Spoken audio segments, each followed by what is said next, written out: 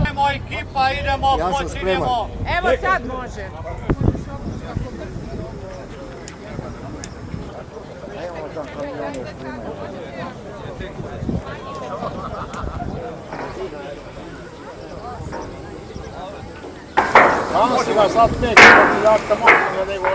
Ja sam Viktor Šimunić, gradonačelnik grada Oroslavlja. Danas se nalazimo na Oro trgu gdje spremamo najveća trajbana jajca u Hrvatskoj. Jer Oroslavlje je mali grad, a za velike stvari.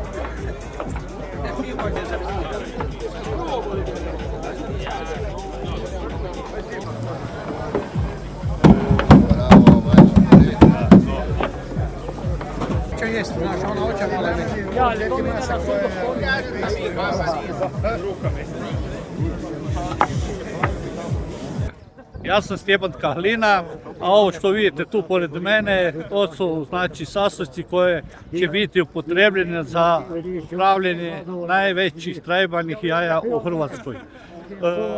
Ukupno ide 50 kg špeka, 20 kg luka, 30 kg šampinjona i 5000 trajbanih jaja.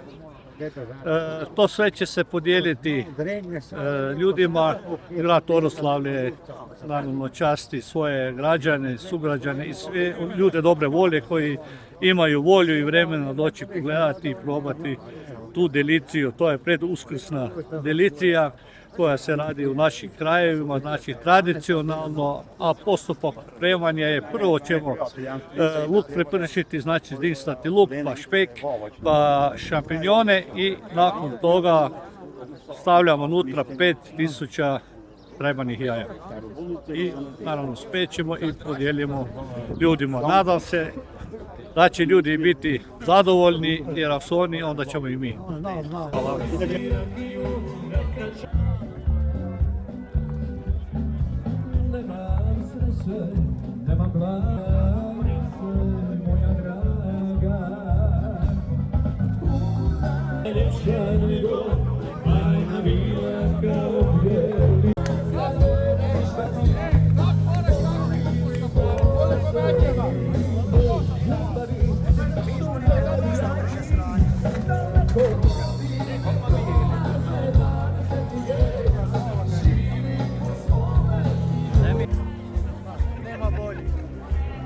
Ali,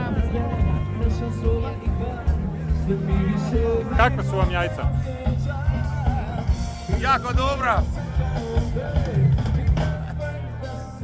Žao mi je kad nije neko drugo pitao.